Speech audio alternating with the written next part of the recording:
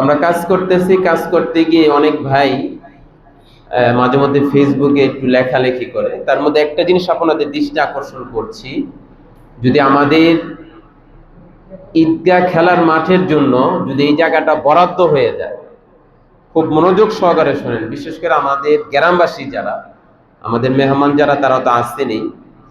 এই জায়গাটা যদি ঈদগাহ খেলার মাঠ, জানাজার নামাজ, ওয়াজ মাহফিলের জন্য বরাদ্দ হয়, কাউটাইলের কারো বাপের পৈতৃক সম্পত্তি হবে না। জেনটাকে ওয়াশ করেন, মাইন্ড পরিষ্কার করেন। কাউটাইল গ্রামের কারো বাপের পৈতৃক সম্পত্তি হবে না। কি ভাই হবে? তারা ৫৫০ জায়গা নিচ্ছে। কত?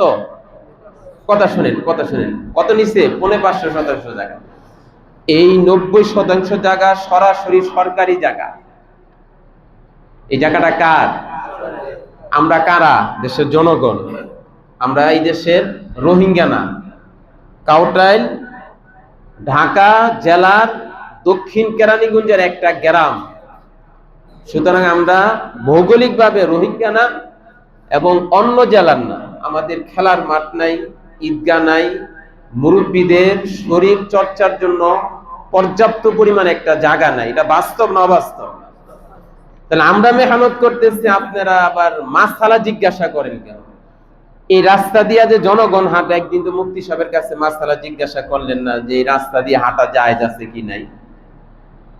ঈদগাহের জন্য খেলার মাঠ হবে, এটা এই দেশের জনগণ ব্যবহার করবে, সারা বাংলাদেশের লোক ব্যবহার করতে পারবে, তাই না? তাহলে কেন মাসালা জানার কি আছে?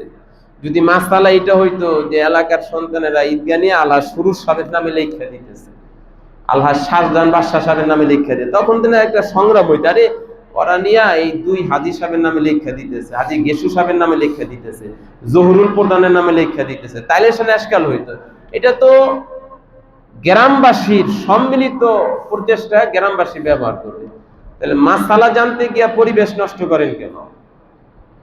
আল্লাহর হস্তে কেউ বা হাত দিবেন না, ডান হাত বাড়ান, কাজটাকে সহযোগিতা করেন, কাজটাকে সামনে বাড়ান।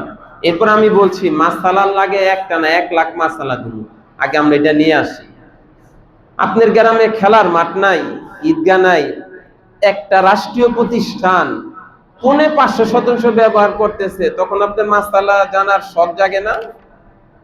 ভাই কথাটা বুঝছেন কিনা?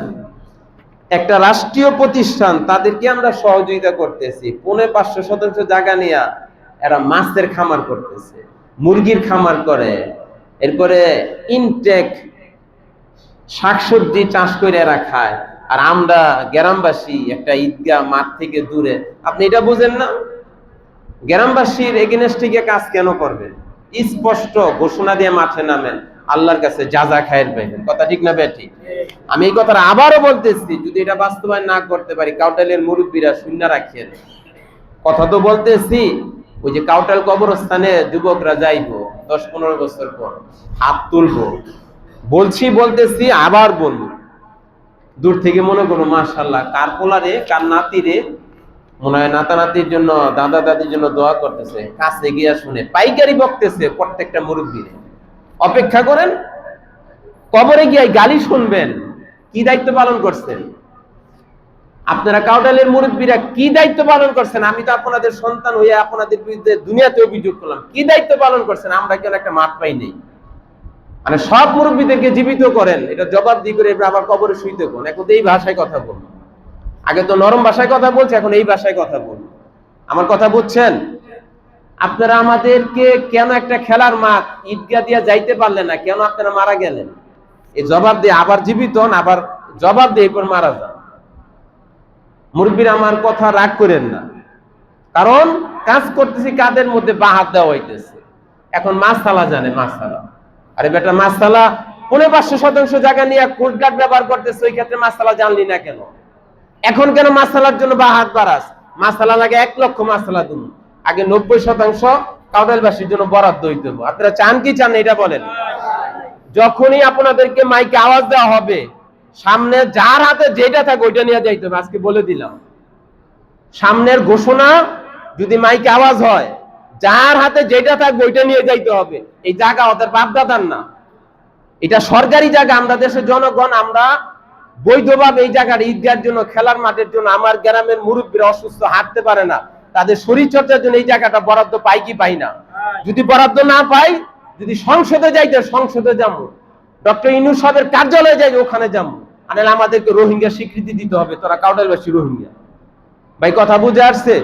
আমি গ্রামবাসীর কাছে এই কথা বলবো, আমার কথায় কেউ রাগ হইবেন না, গোস্ব হইবেন না, আমার কথা বোঝার চেষ্টা করেন। যদি এই কথার উপর থাকেন, এই 90% বরাদ্দ হবে। আর যদি কেউ দূর থেকে বাম হাত দিয়ে ডাইন হাত দিয়ে মোড়ামুড়ি করেন, এই 90% হারাইবেন। আমার কি হবে? আমি তো গ্রামে থাকি না, গোড়ার ডিম। আমার কথা কই লাভ আছে? আমি তো গ্রামে থাকি না, আমার শিক্ষা থেকে নিয়ে আমার কর্ম, আমি তো গ্রামের বাহিরে। বাংলা কথা না বুঝা আর বুঝানো যাইব না। আল্লাহ আমাদেরকে বোঝার আমল করার তৌফিক দান করুক, আমিন।